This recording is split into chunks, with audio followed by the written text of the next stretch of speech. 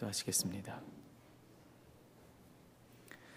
날마다 필요한 은혜로 우리를 채우시는 하나님, 오늘도 우리에게 건강 주셔서 이른 아침 기쁨으로 기도의 자리에 나올 수 있게 하시고 함께 주님을 섬기는 지체들을 허락하셔서 한마음 품고 기도하게 하시니 감사를 드립니다.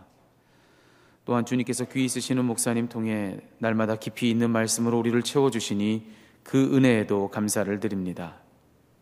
하나님, 우리는 하나님 부으시는 은혜 아니면 살 수 없는 사람들입니다. 지금껏 산 것도 하나님의 은혜 때문이었고 당장 오늘의 삶과 이제 맞이할 평생의 날들도 하나님 은혜 없이 우리만으로는 부족함을 고백합니다. 오늘 이 아침에도 성령님 오시옵소서. 오셔서 우리의 영을 고치시고 새롭게 하시고 다시 은혜로 채워주시옵소서. 그래서 마침내 하나님께서 원하시는 일들이 우리 각자의 삶에 이루어지도록 이 시간을 온전히 주님께서만 사용하여 주시옵소서. 그와 같이 일하실 주님을 기대하며 예수님의 이름으로 기도하였습니다. 아멘. 오늘 하나님께서 우리에게 주시는 말씀은 마태복음 23장 16절부터 28절까지의 말씀입니다.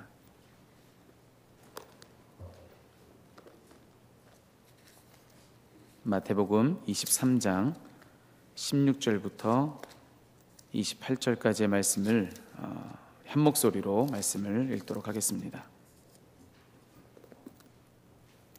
눈먼 인도자들아, 너희에게 화가 있다.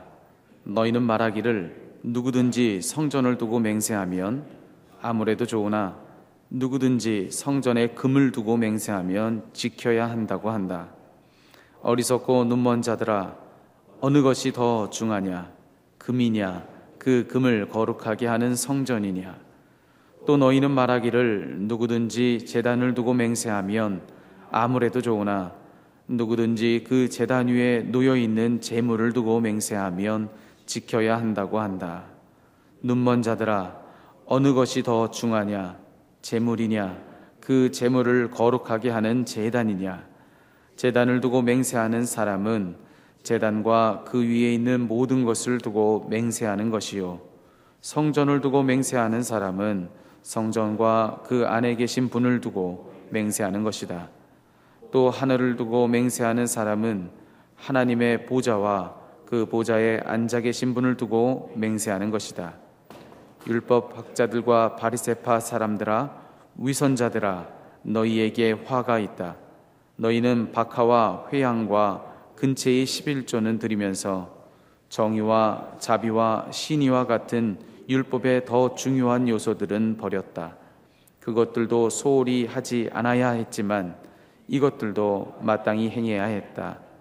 눈먼 인도자들아, 너희는 하루살이는 걸러내면서 낙타는 삼키는구나. 율법학자들과 바리새파 사람들아, 위선자들아, 너희에게 화가 있다. 너희는 잔과 접시의 겉은 깨끗이 하지만 그 안은 탐욕과 방종으로 가득 채우기 때문이다. 눈먼 바리새파 사람들아, 먼저 잔 안을 깨끗이 하여라. 그리하면 그 겉도 깨끗하게 될 것이다. 율법학자들과 바리새파 사람들아, 위선자들아, 너희에게 화가 있다. 너희는 회칠한 무덤과 같기 때문이다. 그것은 겉으로는 아름답게 보이지만 그 안에는 죽은 사람의 뼈와 온갖 더러운 것이 가득하다. 이와 같이 너희도 겉으로는 사람에게 의롭게 보이지만 속에는 위선과 불법이 가득하다. 아멘. 잠시 묵상으로 기도하시겠습니다.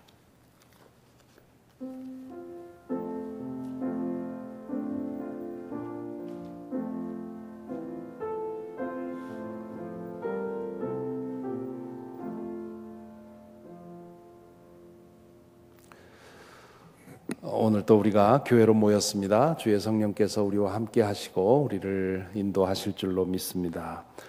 또한 팟캐스트와 인터넷을 통해서 말씀에 참여하고 있는 모든 분들을 주님의 이름으로 환영합니다. 오늘 마태복음 23장 16절부터 28절까지에서 예수님은 바로 앞에서 우리 어제 본 말씀처럼 너희에게 화가 있다 하는 말씀으로 계속하게 되지요. 너희에게 화가 있다라는 그런 그 말씀을 7번을 하시게 되는데요. 어제 2개를 봤고 오늘은 이제 3번째부터 6번째까지 다섯 번째까지 보게 되는데요. 세 번째로 16절부터 22절 다시 읽으면 이렇게 말씀을 하십니다. 눈먼 인도자들아 너희에게 화가 있다. 너희는 말하기를 누구든지 성전을 두고 맹세하면 아무래도 좋으나 누구든지 성전에 금을 두고 맹세하면 지켜야 한다고 한다. 어리석고 눈먼 자들아 어느 것이 더 중하냐? 금이냐 그 금을 거룩하게 하는 성전이냐?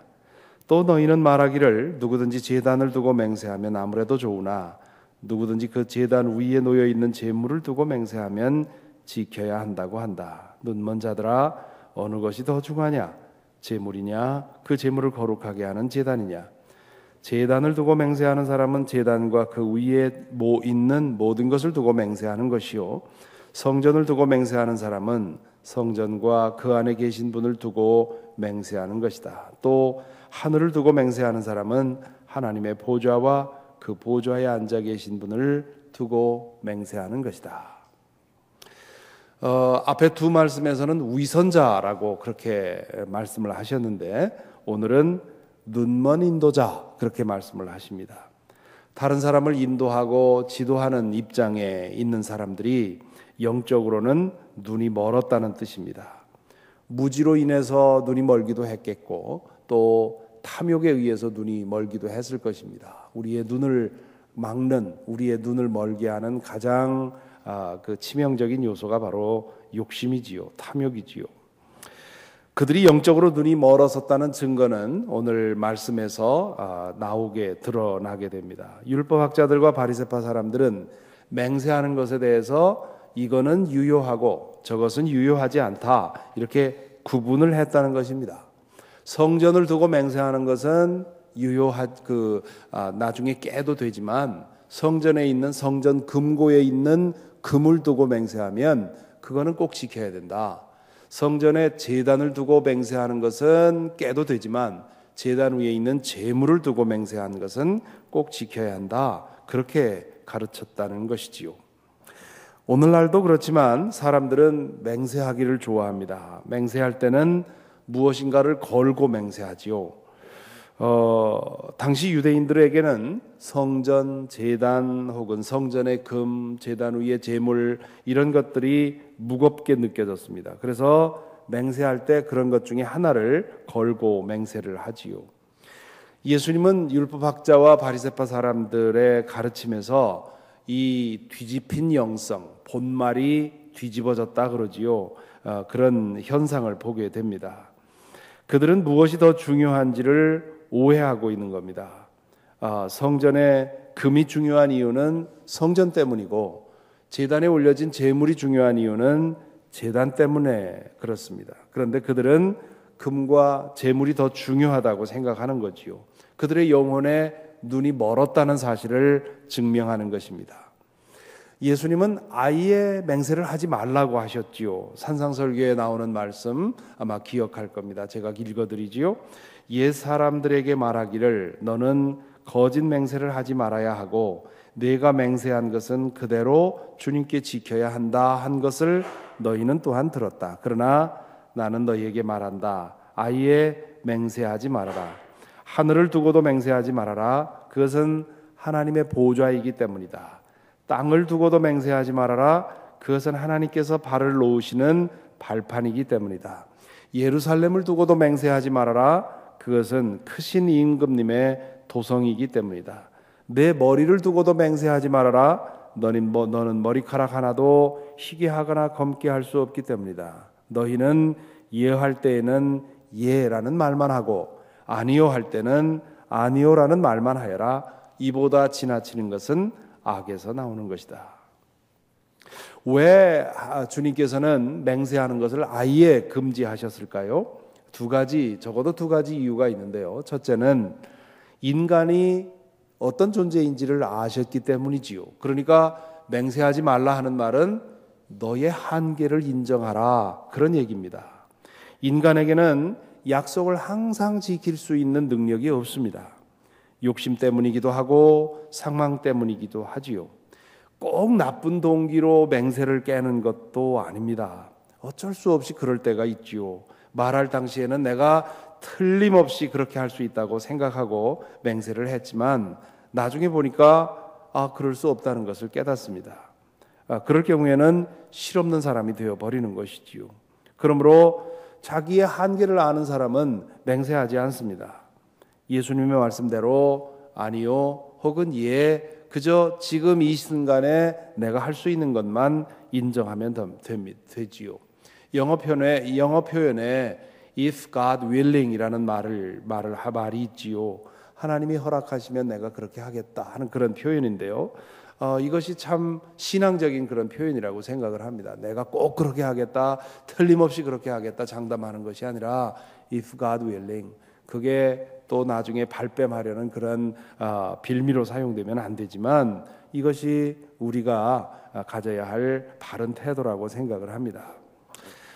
이것과 관계해서 기억나는 제 일화가 있습니다. 유학을 떠나기에 앞서서 신세진 분들을 찾아다니면서 인사할 때의 일입니다. 벌써 30년도 넘은 얘기지요. 이제 대학원 그리고 그 후에 유학 준비하면서 이제 번역을 하면서 신세를 진 분들이 계셨는데 그 출판사 편집장을 만나서 식사를 하면서 대화를 나누게 됩니다. 그런데 그분이 저에게 묻습니다. 김 전사님, 유학을 마치고 어떻게 할 겁니까? 미국에 그대로 살 겁니까? 아니면 귀국할 겁니까?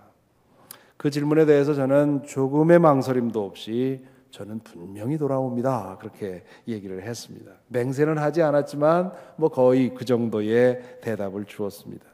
마치 미국에 남는 것이 나라를 팔아먹기라도 하는 것인 것처럼 영주의 가능성을 전면 부인했습니다. 그때 그분이 빙긋이 웃으시면서 전사님, 저희 출판사에서 그동안 번역 일을 했던 분 중에 유학을 가신 분들이 수도 없이 많습니다. 그분들 중에 7, 8은 대부분 미국에 지금 영주하고 있습니다. 그 잘못된 일입니까? 전사님도 그렇게 될 수 있습니다.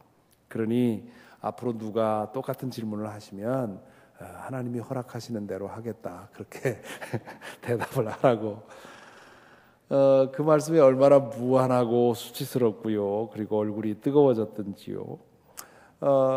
그러나 그때 제가 장담했던 것처럼 공부를 끝내고 한국으로 돌아갔습니다. 근데 10년 후에 다시 나와서 영주할 걸 누가 알았겠습니까? 미래에 대해서 내가 그 순간의 판단으로 장담하고 확언하고 맹세하는 건 그건 우리의 한계를 넘어서는 일이지요. 주님께서 맹세를 금지하신 두 번째 이유가 있습니다. 그것은 잘못하면 하나님을 모독하는 것으로 비화될 수 있기 때문입니다. 돈을 누구에게서 빌리려면 담보를 잡지요. 나에게 충분히 그런 능력이 있으면 모르는데 내 신용 갖고는 부족하니까 신용을 빌려 쓰는 것입니다. 맹세할 때 맹세하는 것도 마찬가지입니다. 내 말만 갖고는 신용이 안 서니까 신용 있는 다른 것을 끌어다 쓰는 거지요.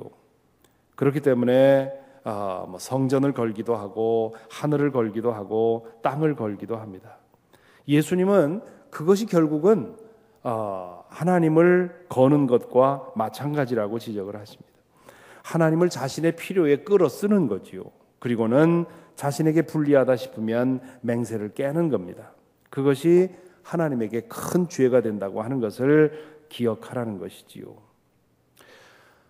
이 말씀에 우리 자신을 비추어 봅니다. 혹시나 우리는 자신의 능력에 대해서 과대평가하고 있는 것은 아닙니까? 우리는 말과 행실을 통해서 그리고 생각을 통해서 하나님의 주권을 침해하고 있는 것은 아닙니까? 미래는 하나님의 영역인 것을 인정하고 자신을 열고 순종하고 있습니까? 하나님의 주권을 인정하고 겸손히 맡기고 살아갑니까? 아니면 미래에 대해서 함부로 장담하고 함부로 선언하고 또 함부로 맹세하고 그렇게 살아가고 있는 것은 아닙니까? 그 다음에 23절부터 24절 두 절에 걸쳐서 네 번째 화가 있으리로다 하는 말씀을 하지요. 율법학자들과 바리새파 사람들아, 위선자들아, 너희에게 화가 있다. 너희는 박하와 회향과 근체의 11조는 드리면서 정의와 자비와 신의와 같은 율법의 더 중요한 요소들은 버렸다. 그것들도 소홀히 하지 않아야 했지만 이것들도 마땅히 행해야 했다. 눈먼 인도자들아, 너희는 하루살이는 걸러내면서 낙타는 삼키는구나. 예수님은 여기서 다시 위선자라는 말을 사용을 하십니다. 위선자란 연극 배우를 가리키는 말이라고 했지요. 자기 자신의 본래 모습대로 살지 않고 가면을 쓰고 연극하는 사람을 가리킵니다. 이 네 번째로 지적한 잘못은 세 번째 지적한 잘못과 맥락이 통합니다. 율법학자들과 바리새파 사람들은 11조의 규정을 철저히 지켰지요. 열심히 강한 사람들은 10의 3조를 목표로 했습니다. 이 바리새파 사람들의 영적인 그런 목표는 내가 10의 3조까지 하는 사람 되겠다, 10분의 3까지 바치는 사람이 되겠다 하는 것이 그들의 바람이었고 또 자랑이었습니다. 나는 10의 3조까지 한다 하는 것이 율법학자들과 바리새파 사람들의 자랑이었습니다. 여기 나오는 박하, 회향, 근체, 이건 박하는 약재로 쓰였던 귀한 식물이고요. 회향과 근체는 식물로서 이 빵이나 과자의 향과 맛을 더하게 되는 그런 식물이었습니다. 그리고 이 세 가지 식물 다 값비싼 것이었습니다. 그래서 농부들이 이것을 키워서 이제 팔게 되면 상당한 수입을 얻을 수 있는 것이지요. 바리새파 사람들은 그렇게 얻은 수입의 11조는 정확하게 지켰다는 것이지요. 정확하게 지킬 뿐만 아니라 그 이상도 바치기를 소망했습니다. 그런데 거기까지는 좋은데 그것으로서 나는 신앙적인 의무를 다 했다고 자기 자신을 속였다는 겁니다. 그로 인해서 율법의 더 중요한 요소들은 버렸다 말씀하시지요. 율법의 더 중요한 요소란 생활 속에서, 일상생활 속에서 정의를 실천하고 이웃을 자비롭게 대하고 신의를 지키는 것을 말합니다. 수입의 11조를 드리는 것도 중요하지만 일상생활 속에서 하나님의 뜻을 따라가는 것도 중요합니다. 그런데 종교적인 의무만을 행하고도 충분히 잘했다고 생각하고 있었던 것이지요. 주님께서는 그것을 하루살이는 걸러내고 낙타는 삼키는구나 라고 비유합니다. 비유하자면 11조를 드리는 것은 하루살이 같은 것이고 일상생활에서 의롭고 선하고 정의롭게 사는 것은 낙타처럼 중요한 것이다, 그런 얘기입니다. 율법은 성격적으로 크게 두 가지로 구분할 수 있습니다. 하나는 제사법이고요, 하나는 시민법입니다. 제사법이란 하나님께 제사 드릴 때 어떻게 해야 되는가 하는 것에 대해서 정리된 것이지요. 레위기가 안에 보면 주로 제사법이 나옵니다. 반면에 시민법은 일상생활 속에서 하나님의 자녀로서 어떻게 살아가야 되느냐 하는 것을 규정한 것입니다. 당시 율법학자들은 제사법에 대해서는 시시콜콜 따져가면서 정확하게 지키도록 그렇게 신경을 쓰면서 시민법에 대해서는 소홀히 한 것입니다. 예수님에 의하면 시민법이 율법의 더 중요한 요소라는 것입니다. 이 말씀에 비추어서 우리 자신을 돌아봅니다. 우리 한국교회 안에도 종교적인 의무에는 충실하지만 일상생활에서 거룩하고 자비롭고 신의 있게 살아가는 것에 대해서는 소홀히 여기는 경향이 있습니다. 11조를 드리는 것도 중요하지만 정직하고 깨끗하게 돈을 버는 것이 더 중요하다는 것을 기억하지 못합니다. 직장에서 정의롭고 선하게 일하는 것이 중요합니다. 좋은 이웃으로 사는 것이 더 중요합니다. 그런데 부정하고 비정하게 돈을 벌어 11조만 드리면 하나님께서 모른 척 하신다고 생각하는 경향이 있습니다. 또한 교회가 그렇게 가르치는 경향이 있지요. 11조 봉헌, 주일 성수, 전도 같은 것에 대해서는 끊임없이 강조하면서 선하고 의롭고 자비롭고 신의 있게 살아가는 것에 대해서는 소홀히 합니다. 율법학자들과 바리새파 사람들의 잘못을 그대로 답습하고 있는 것이지요. 오늘 예수님의 말씀 중에 그것들도 소홀히 하지 않았어야 했지만 이것들도 마땅히 행해야 했다 하는 말씀을 주목할 필요가 있습니다. 그것들도 소홀히 하지 말았어야 했다 할 때 그것들은 제사법을 가리키는 겁니다. 예배드리고 주일 성수하고 11조 드리고 하는 이것들도 소홀히 하지 않아야 했지만 이것들도 마땅히 해야 했다 할 때 이것들은 거룩하고 정의롭고 선하고 자비롭고 신의 있게 살아가는 것을 말합니다. 이 제사법과 시민법은 동전의 앞뒷면과 같은 것입니다. 하나님께 드리는 예배가 살아나야만 하나님 나라의 시민답게 살아갈 수가 있습니다. 하나님의 백성다운 삶은 없고 예배만 있다면 그것은 종교적인 환각에 불과하지요. 반대로 예배가 죽어버리고 우리가 하나님의 백성답게 살아가라고 노력만 하면 그거는 우리의 의를 쌓는 것이 되지 결코 하나님의 백성답게 살아갈 수가 없습니다. 25절부터 28절에서는 다섯 번째로 여섯 번째 말씀, 다섯 번째와 여섯 번째 두 말씀이 나오는데요. 25절 보면 이렇습니다. 율법학자들과 바리새파 사람들아, 위선자들아, 너희에게 화가 있다. 너희는 잔과 접시의 겉은 깨끗이 닦지만 하지만 그 안은 탐욕과 방종으로 가득 채우기 때문이다. 눈먼 바리새파 사람들아, 먼저 잔 안을 깨끗이 하여라. 그리하면 그 겉도 깨끗하게 될 것이다. 율법학자들과 바리새파 사람들아, 위선자들아, 너희에게 화가 있다. 너희는 회칠한 무덤과 같기 때문이다. 그것은 겉으로는 아름답게 보이지만 그 안에는 죽은 사람의 뼈와 온갖 더러운 것이 가득하다. 이와 같이 너희도 겉으로는 사람에게 의롭게 보이지만 속에는 위선과 불법이 가득하다. 여기서 예수님은 여러 가지의 비유를 사용하셔서 그들의 위선을 지적하시지요. 잔과 접시의 겉은 깨끗이 씻지만 안에는 더러운 것이 가득한 그릇을 비유를 합니다. 그들은 누구보다도 거룩한 모습을 가지고 있었습니다. 그러나 내면에는 탐욕과 방종이 가득하다고 주님은 말씀하십니다. 또한 주님은 회칠한 무덤을 비유로 씁니다.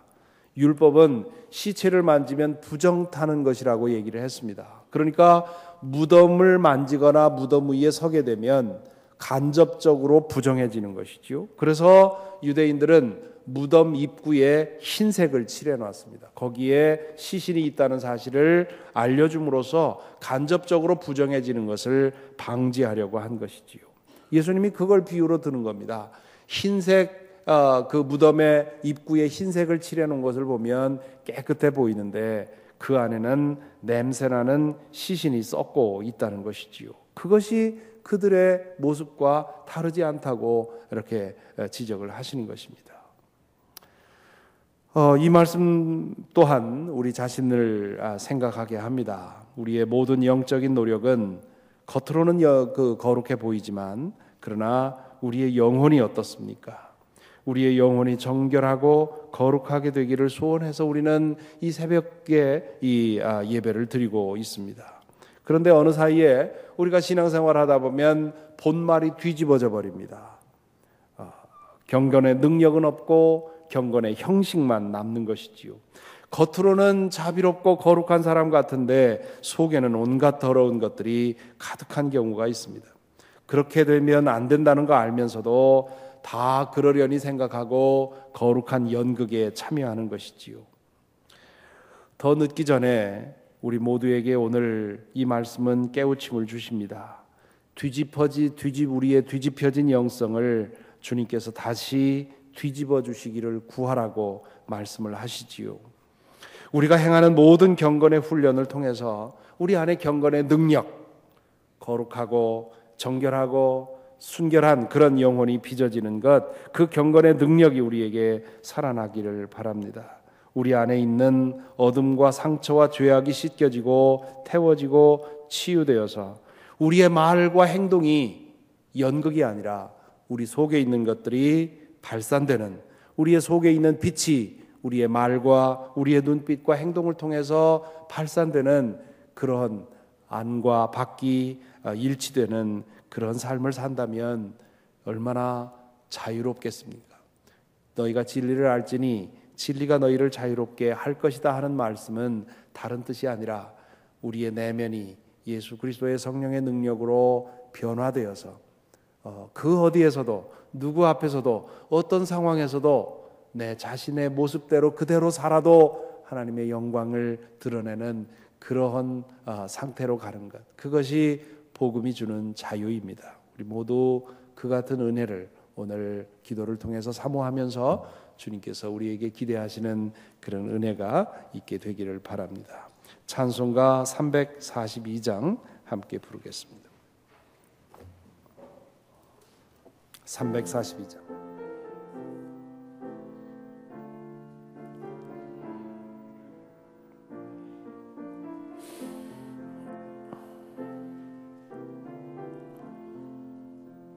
너 시험을 당해 죄 짓지 말고 너 용기를 다해 곧 물리치라.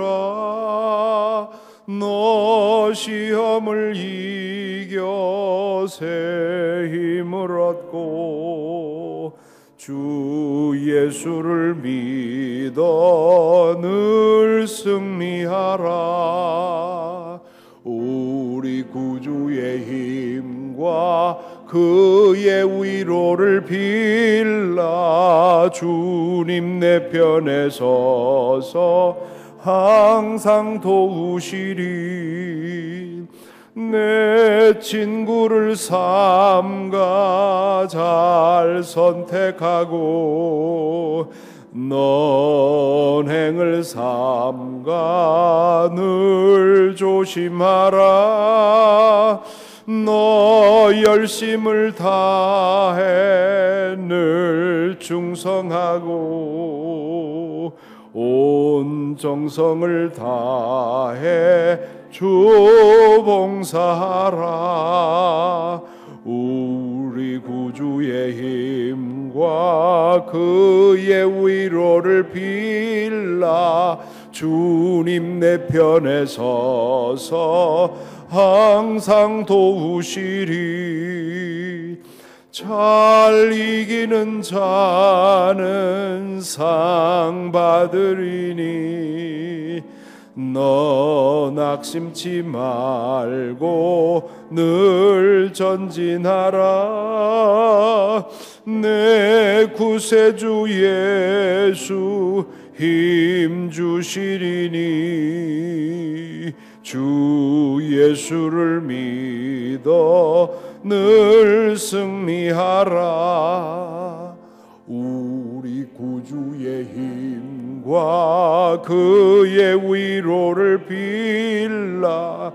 주님 내 편에 서서 항상 도우시리. 기도하겠습니다. 먼저 오늘의 말씀을 묵상하십시다.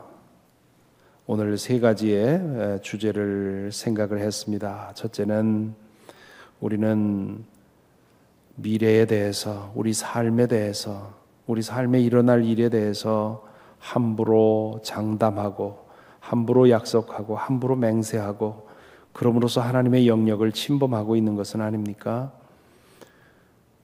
미래는 하나님 손에 달려 있다는 것을 믿고 그분이 어찌하시든지 그분을 따라 순종하며 그분께 포기하고 그분을 따라가겠다는 그런 신앙의 자세가 우리에게 있습니까? 또한 우리는 제사 드리는 것, 하나님 앞에 예배 드리는 것, 11조 드리는 것, 이런 신앙적인 의무에 대해서 기억하고 열심히 행하고 있는데요. 과연 그만큼 우리의 직장에서, 가정에서, 사회에서 의롭게, 거룩하게, 신의 있게, 자비롭게 살아가는 것에 대해서도 충분히 하고 있습니까? 우리가 예배드리는 정성만큼 그런 점에도 정성을 드리고 있습니까? 주님께서는 그것이 더 중요한 요소라고 했는데요. 과연 우리는 어디에 마음을 두고 살아가고 있습니까? 세 번째로 오늘 말씀을 통해서 우리는 우리의 경건의 형식은 있지만 경건의 능력은 어떤지, 우리의 이 모든 기도와 예배와 우리의 영적인 생활의 목표가, 그 결과가 과연 우리 내면을 깨끗하게 하고 일치되게 하는 그런 영성으로 가고 있는지, 혹시 주님께서 율법학자들과 바리새파 사람들에게 말한 것처럼 겉은 화려하지만 속에는 더러운 것이 가득한 그런 장식된 그릇처럼 보이지 않는지요? 이 아침에 주님께서 우리를 아프게 하십니다. 이 세 가지 말씀에 나는 아무 것에도 걸리지 않는다고 생각할 사람 아무도 없습니다. 우리 모두 다 이 점에 있어서 부족합니다. 우리는 너무도 자주 미래를 내 마음대로 하려고 고집하고요, 너무도 자주 장담하고 맹세하기까지 하려고 합니다. 또한 우리는 하나님 앞에 예배 드리는 것, 물질 드리는 것을 귀중히 여기지만, 그러나 살아가면서 어떻게 살아가야 하는지 주께서 그것을 더 귀중하게 보고 있다는 사실을 망각할 때가 많습니다. 우리가 겉으로 보이는 것만큼 우리의 속도 그렇게 정결하고 거룩한지 이 시간 말씀 앞에서 우리 자신을 비춰봅니다. 참으로 우리의 부족함이 너무도 큽니다. 이 시간 우리 함께 기도하시면서, 우리 소리내서 기도하실 때 주의 성령께서 우리에게 임하셔서 우리를 깨우쳐 주시고 변화시켜 주셔서 참된 믿음으로 거듭날 수 있게 해달라고 우리 기도하십시다. 이 시간 소리를 내서 함께 기도하겠습니다. 아버지 하나님, 오늘도 주의 말씀을 통해서 우리를 깨워주시는 것 감사를 드립니다. 아버지 하나님, 그렇습니다. 주님, 오늘의 말씀은 우리가 죄인이라는 사실을 우리에게 분명히 보여줍니다. 우리가 미래를, 주님의 영역을 함부로 침해하고, 우리가 우리의 능력을 넘어서는 것을 탐내고, 또한 그것을 우리의 주장대로 하려고 했던 것을 주님 이 시간 인정할 수밖에 없습니다.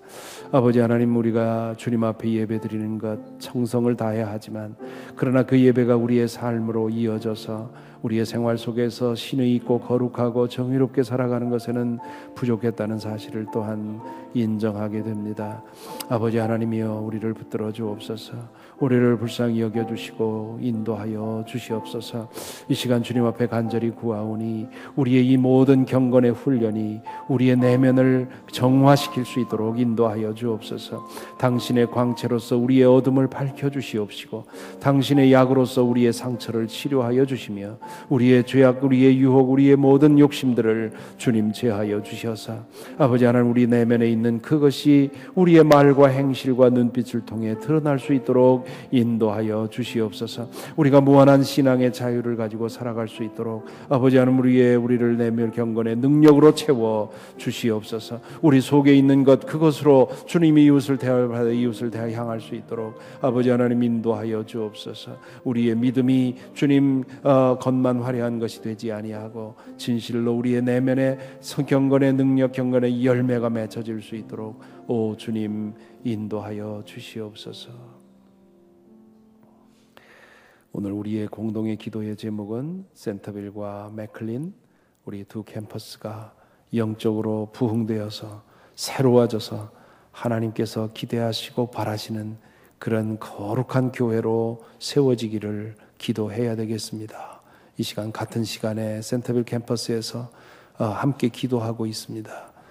우리 센터빌 캠퍼스의 윤국진 목사님, 데이빗 목사님, 테라 전사님, 주님께서 그들 기도 기억해 주시고 인도해 주시기를 기도하십시다. 또한 우리 센터빌 캠퍼스에서 참으로 어려운 환경 속에서 고군분투하며 참된 교회를 세우기 위해 수고하는 우리 평신도 사역자들 많이 있습니다. 그들 기억하십시다. 또한 우리 맥클린 캠퍼스 목회자들과 평신도 사역자들 모두 지켜주시고 인도해 주셔서 오직 주님의 뜻만을 이루는 그런 교회가 될 수 있게 인도해 달라고 우리 기도하시고요. 특별히 이 사순절 기간을 통해서 센터빌 캠퍼스와 맥클린 캠퍼스가 영적으로 새로움을 얻도록 그렇게 기도해 주시기 바랍니다. 함께 다시 한번 공동의 기도 제목을 가지고 기도하겠습니다. 아버지 하나님, 이 땅에 교회를 세우시고 교회를 통해서 주의 영광을 드러내시고 영광 받으시는 것 주님 감사를 드립니다. 워싱턴 하나님 교회를 세우시고 지난 63년 동안 놀라운 역사를 이루어 오신 것 감사를 드립니다. 아버지 하나님이여, 이 사순절 동안에 우리 맥클린 캠퍼스를 붙들어 주셔서 아버지 하나님 영적으로 새로워지게 하시고 영적으로 충만케 하여 주셔서 교회에서 마땅히 일어나야 할 일들이 끊임없이 일어날 수 있도록 아버지 하나님 인도하시고 붙들어 주옵소서. 우리가 바라는 것 오직 주의 임재가 우리 속에 충만하여서 우리 각자가 변화되게 하여 주시고, 그리고 또한 이 세상에 나아가, 그리고 또한 교회로 나아가 이 세상에 주께서 하시고자 하시는 일들을 이루는 일입니다. 아버지 하나님, 이 일을 허락하여 주옵소서. 이 일을 허락하여 주옵소서. 이 사순절 기간 동안에 우리 교회 교우들이 아버지 하나님 영적으로 거듭나게 하시고 새로워지게 하시고 새로움을 얻을 수 있도록 인도하여 주시어서 이 영적인 능력을 가지고 주님 교회의 사명을 감당할 수 있도록 인도하여 주시옵소서. 센터빌 캠퍼스를 위해 기도합니다. 세우신 사역자들을 위해 기도합니다. 아버지 하나님, 바른 교회를 세우기 위해 헌신하는 많은 사역자들을 기억합니다. 아버지 하나님이여, 센터빌 캠퍼스를 주님 강한 손으로 잡아주시옵시고 주께서 이 시대에 보고 싶어 하시는 교회가 세워질 수 있도록 주님 인도하여 주옵소서. 아버지 하나님, 그곳에서 주의 임재를 드러내 주시고 주의 영광을 드러내어 주시며 아버지 하나님, 많은 성도들이, 많은 영혼들이 그 캠퍼스를 통해서 주님 알게 하여 주시고 삶이 변화하게 하시고 주의 영광이 전해질 수 있도록 아버지 하나님 인도하여 주시옵소서. 아버지 하나님, 오늘의 말씀을 통해서 저희들의 마음을 아프도록 찌르십니다. 우리의 양심을 아프도록 찌르십니다. 주님, 이 말씀 앞에 항복하고 두 손 들고 항복하오니 오 주여, 오늘 이 기도를 통해서 우리의 영혼을 새롭게 하여 주시옵시고 아버지 하나님, 저희가 눈먼 사람, 영적으로 눈먼 사람, 영적으로 외식하는 자 되지 않도록 인도하여 주시옵소서. 저희로 하여금 주님 바로 믿게 하여 주시옵시고 주님의 그 뜻을 온전히 살피며 살아갈 수 있도록 인도하여 주옵소서. 교회 안에서나 밖에서나 우리의 내면이나 우리의 외면이나 주님 동일한 그런 거룩함의 역사가, 거룩함의 능력이 있을 수 있도록 우리 모두를 지켜주시고 인도하여 주옵소서. 기도를 통해, 기도의 시간을 통해서 더 깊이 저희를 만나주시고 터치해 주시고 인도해 주실 것을 믿사옵고 예수님의 이름으로 기도하옵나이다. 아멘.